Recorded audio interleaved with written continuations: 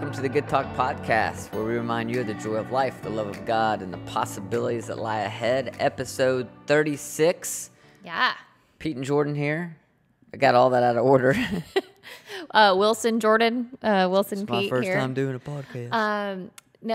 We are starting a 3-week series that I'm super excited about. Exploring the Enneagram. Yes, and I'm just pumped about this too. yeah, and if you're like at all familiar with the Enneagram, you're like, yeah, we know Enneagram, because like I feel like it's such a buzzword, especially here in Nashville. Everyone like knows the Enneagram. Mm-hmm. It is it's part of the language. I feel like with a lot of our friends, it's like they know like how to explain certain parts about their personality because of the Enneagram. But I feel like there's also an equal amount of people who I talk to and I'm like, oh yeah, I'm a 3 on the Enneagram. And they're like, what?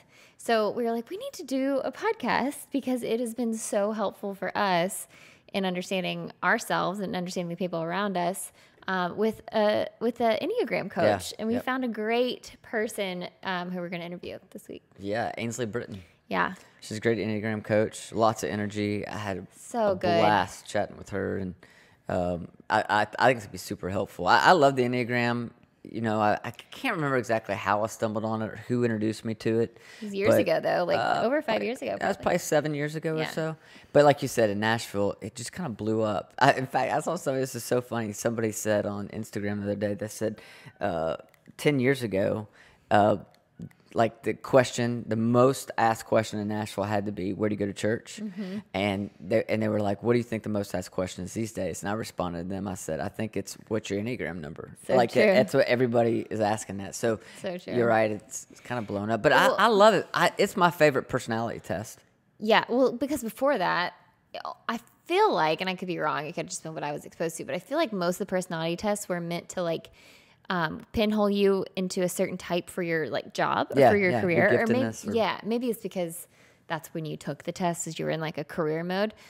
So like the DISC test, where it's like dominant, all those things, and then Myers-Briggs test. Like I don't know how many personality tests I've taken, but I've taken a ton, and none of them nailed me just like the Enneagram did. And the Enneagram, I feel like, explains it in such a broader scheme of things, of like, not just in your work life, it's in your relationships. And it tells you what you're like when you're healthy and when you're not healthy, and what motivations lie underneath all of your, decisions. And it's just like, it was so helpful. And you and I talk about this, and I think you even mentioned this to Ainsley, is it almost becomes very closely related, in my opinion, to like love languages, where you start to learn the love language of people around you and of yourself, so that you can have a healthier relationship and understand maybe how someone's wired and how they need to be communicated with, and when they're in an unhealthy state, maybe how they're going to act. And that's why I think this is so fun, because we're going to cover there's 9 types in the Enneagram, and Ainsley's going to walk us through all 9, like what the healthy, unhealthy, just kind of overall what each one is. And it can be easy to just want to listen to the one that talks about your number, but I really feel like there's so much to learn if you can understand all the numbers, because it's just knowing, hey, these people in my life are, he's a 2. I want to know how my spouse thinks and acts, and all of that. So yeah, I love that I felt so seen and heard by my number, but I loved even more discovering the numbers of the people around me, because it helped make so much sense of different things. So I think it's going to be great. We're going to cover the first 3. Can they hear this cat? I don't know if y'all can hear this cat or not, but it's a every week saga. As soon as we put these headphones on, this cat just goes nuts. Yep, there he goes. He left. He's just in time for really annoying noises. Hopefully you didn't hear it too much. But yeah, people around you, getting to know those numbers, it's super important and really helpful in building like a strong relationship where you can understand kind of the depths of why people are the way they are. So I'm excited for this. Yeah, and we're going to give you, you'll hear in the interview, she's going to give you a link where you can go and find your number if you don't already have it. I really want to encourage you to do that. Yes.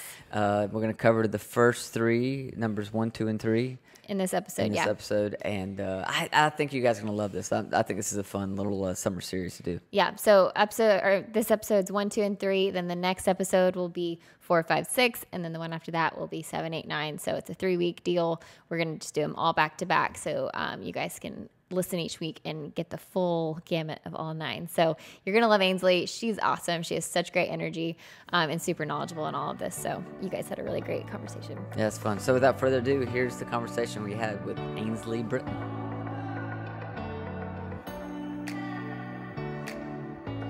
Ainsley, we are so excited to have you on the Good Talk podcast. I'm a huge fan of the Enneagram. I know you are, and I can't wait. I know a lot of people listen to this podcast, they talk about the Enneagram, but for some people, like, this is totally new. So start us from the beginning. I would love to know how you kind of found the Enneagram, why you became so passionate about it, and kind of like what is it technically? Yeah, absolutely.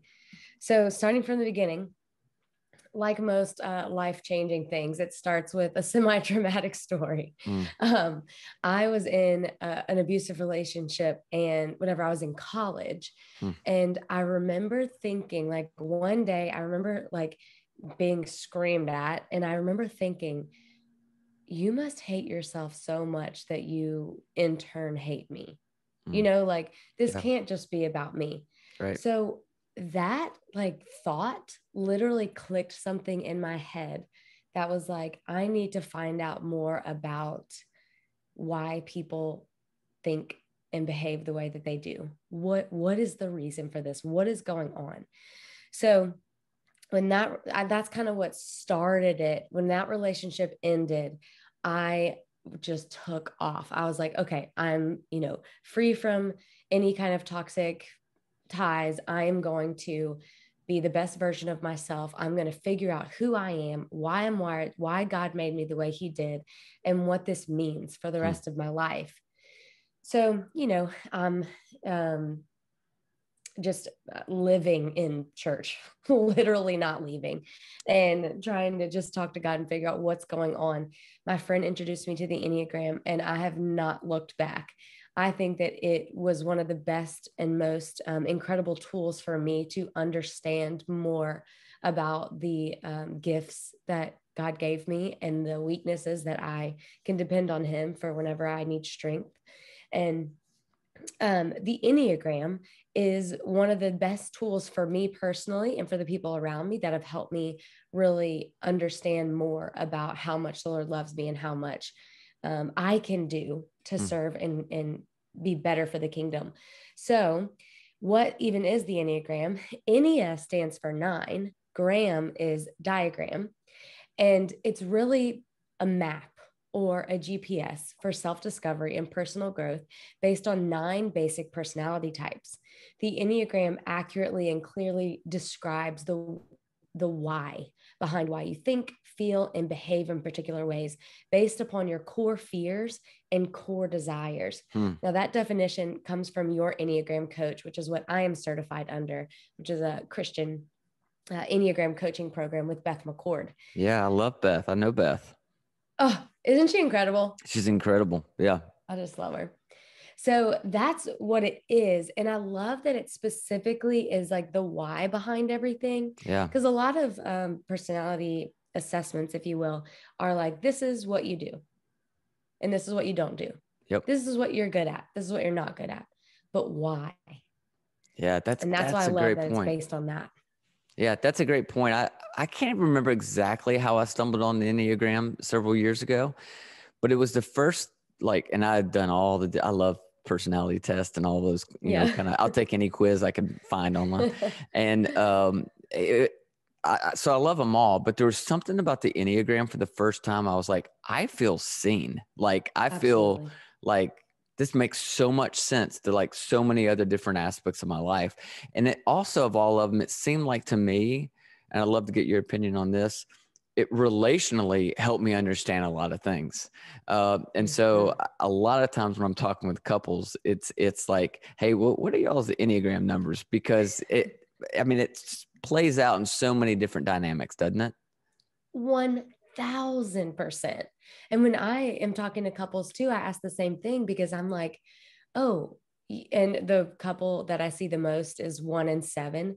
And I'm like, oh, do you know why that y'all can get into such heated arguments? Because in stress and growth, you're showing some of the other one, which I know we'll get into. So that was just a little teaser. But It is so interesting because I'm like, it maps it all out for you, which is just fascinating. It is. And when you understand the why behind why you do certain things or why your spouse, your boyfriend or your girlfriend, why they do, like, it just, again, it's like this major piece of the puzzle that a lot of us are missing, that all of a sudden you're like, oh, I totally get this now. Like I figured this out. So that's why I personally am so excited about having this series of conversations with you. We're going to do several episodes together, and you're just going to kind of walk us through these 9 different types. And what I really want to encourage people, first of all, if you don't know your Enneagram number, you have a way that people can discover that, right? Yeah. Okay. Yeah. If you head to my website, it's ainsleybritain.com/Enneagram, which is AINSLEYBRITAIN, like the country.com/Enneagram. That has a free assessment. It also has information on diving deeper into your specific type. It also has, if you're interested in becoming a coach or if you're interested in coaching, all of that information is in one place. Perfect. And I do want to make a disclaimer, though. A lot of times what's going to happen is people are going to go to the quiz or assessment. It's going to spit out the top 3 numbers, and they're going to take it and run. It needs to be said that the assessment is actually only 75% accurate. Most, if not all, assessments are. So whenever you get those top 3 numbers, research a little bit more about those top 3. That's your kind of launch pad. Then decide for yourself which type you are. If you're having trouble, that's whenever you can call on a coach or something like that. That's awesome. And you're going to walk through these numbers with us. So this may be your at least initial research that people can do. So I'm going to encourage you, if you don't know your Enneagram number, just hit pause right now on this podcast, go to the site, find out your number. Then you're going to listen. She's going to talk about these 9 different types. And that'll kind of help you understand a little bit more about kind of just the way that you're wired. So you want to dive in? You start with number 1? Start with number 1. All right. Tell us about the ones. They love it. The number 1s are more perfectionistic type. We love our type 1s. They are the rational, idealistic type. They're principled, purposeful, self-controlled, and perfectionistic. Now, they are called the reformer, and their basic fear is really of being corrupt or evil or defective. And their basic desire is to be good, to have integrity, and be balanced. So they're kind of like the moral police, if you will. They are, my mom's a 1, and it's always like, what's the right thing? What's the right thing? What's the right thing? So they're extremely, and they have good integrity. They're the moral police, if you will. Now, whenever I'm talking about these types, I'll be talking a little bit about the stress and growth paths. The reason that that's important is because in the Enneagram, whenever you're looking at the actual diagram, there's arrows that kind of go all over to the numbers, and it gets confusing. So whenever I'm referencing these stress and growth paths, what you need to know is that whenever this type 1, for example, is in a season of stress, they are going to actually show the unhealthy attributes of another number. Oh, wow. Whenever they're in a season of growth, they're going to show the healthiest attributes of another number. So just keeping those things in mind, that's kind of where it gets confusing. But the more you dive into it, the more fascinating it gets.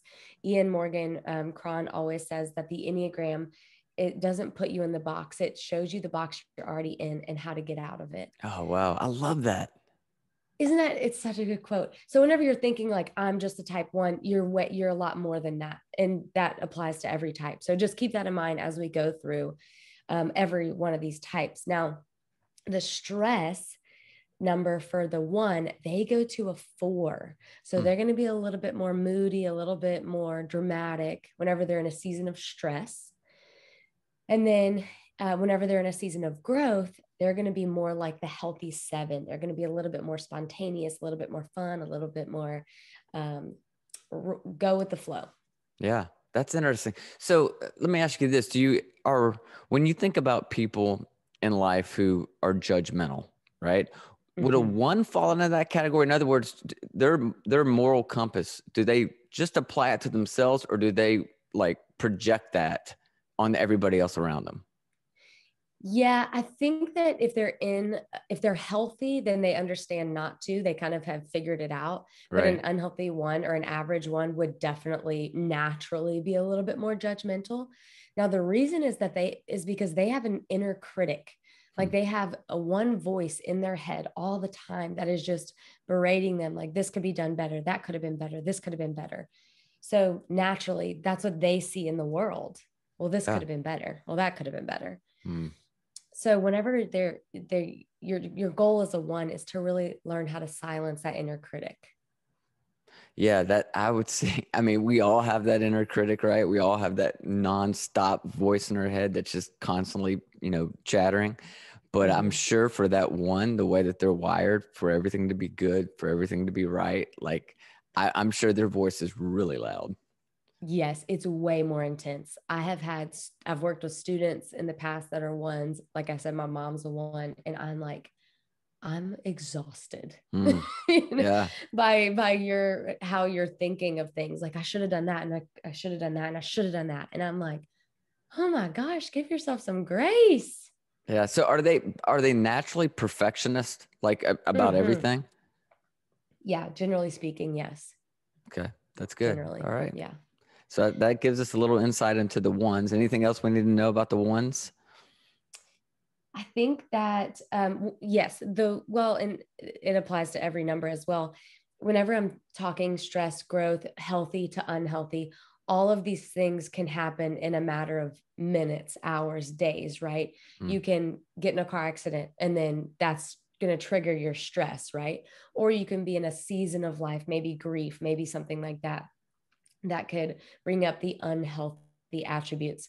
So keeping those things in mind as we continue is just notable. You don't have to be stuck in a stress or growth. You don't have to be stuck in healthy and unhealthy. It's very fluid. It can kind of come and go. Yeah, that's good. So keeping those things in mind. Yeah, no, that's great, Ainsley. Thank you. Yeah, so that's the one. Yep. Tell us about the twos. Our twos, they are the helper. The helper is the caring, interpersonal type. They're really generous, but they're people pleasing and possessive a lot of the times. Their basic fear is of being unwanted or unworthy of being loved. And their basic desire is to feel loved. And they will do that at all costs.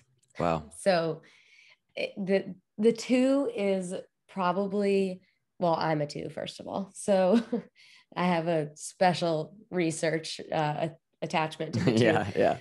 But every two that I've come across is like gutted whenever they read about their type, because we come off as good people, but you really have to check the intentions of a two.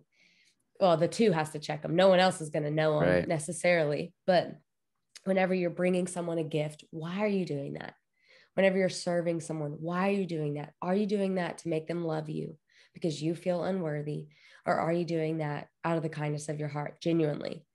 So that's just something for twos to kind of check in, check your motivations, check your intentions about everything. Yeah, that makes sense. Ainsley, can I ask you a question?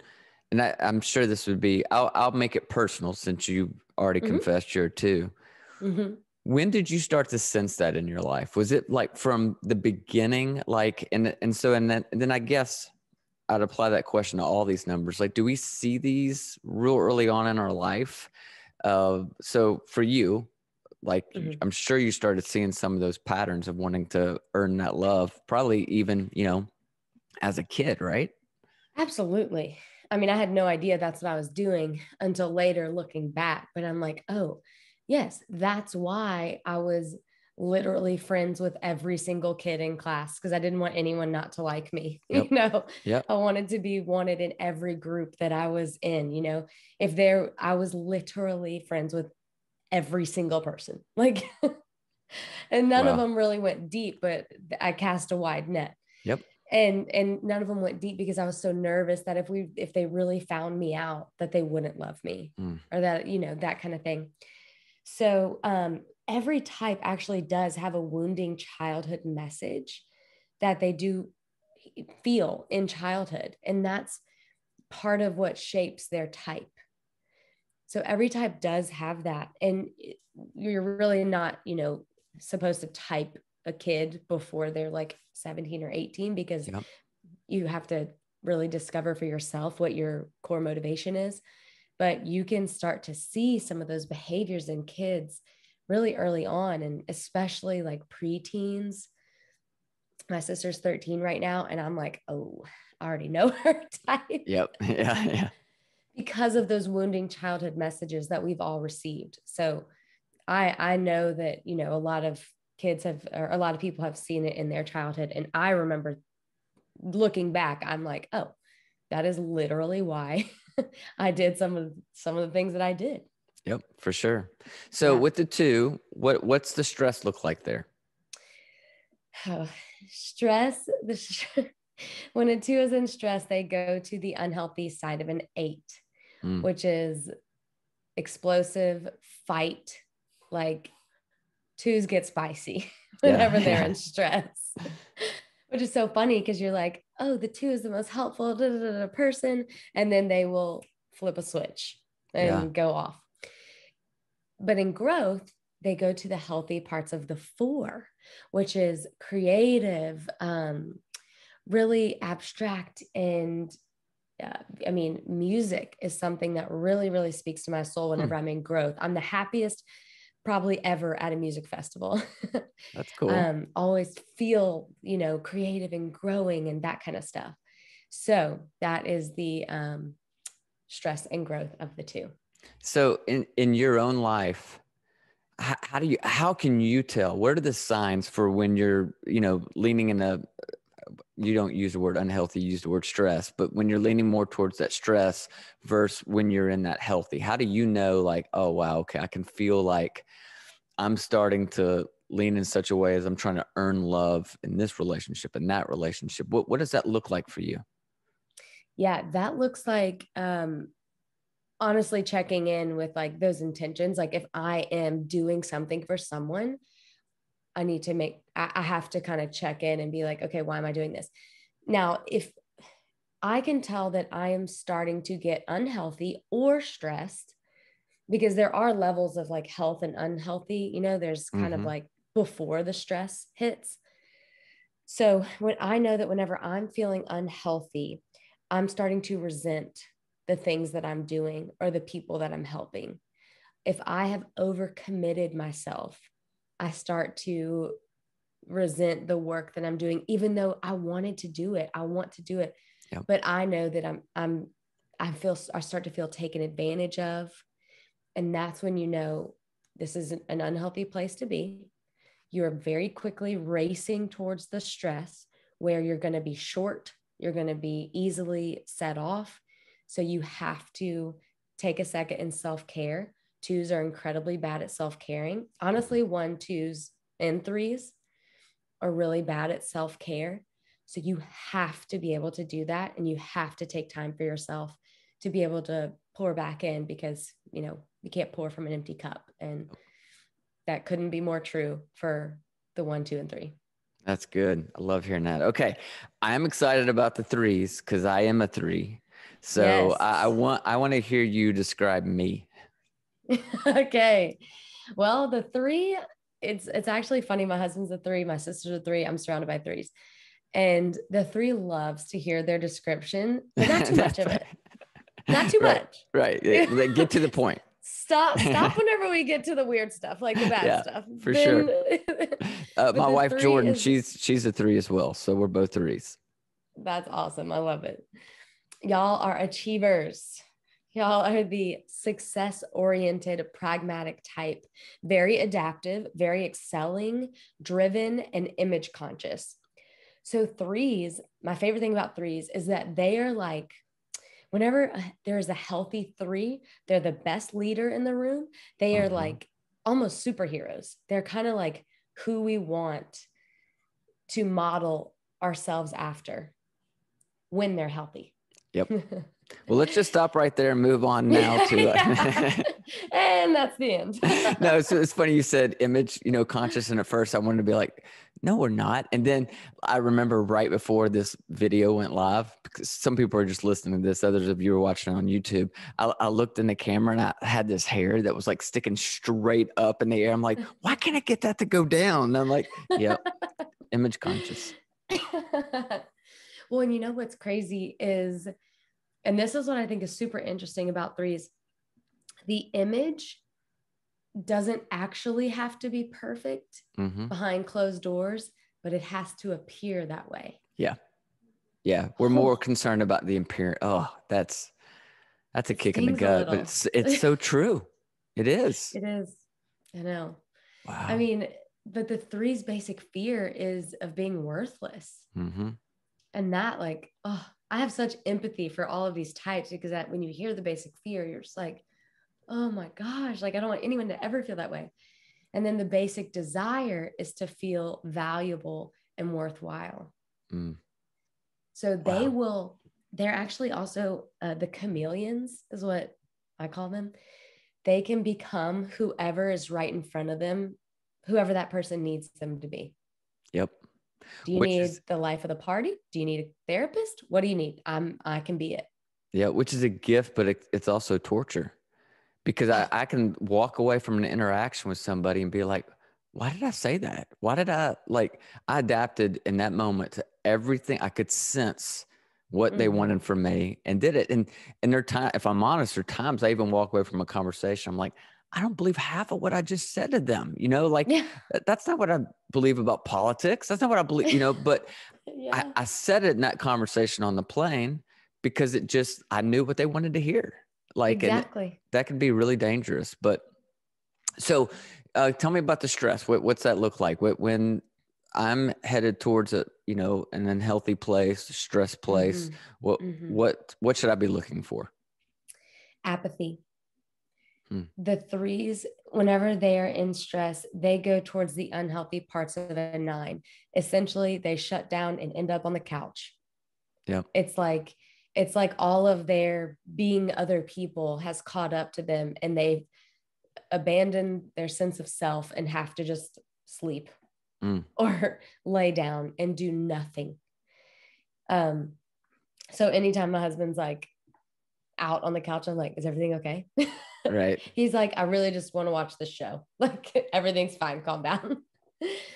But that is their stress. And then their growth is a 6, which is the loyalist. So really, whenever a 3 is in growth, they're extremely responsible. They're engaging. They're safe. They're a very safe person to attach yourself to. So I love the 3, and that is, but I also feel for the 3 because their identity can get so lost so easily. Yeah.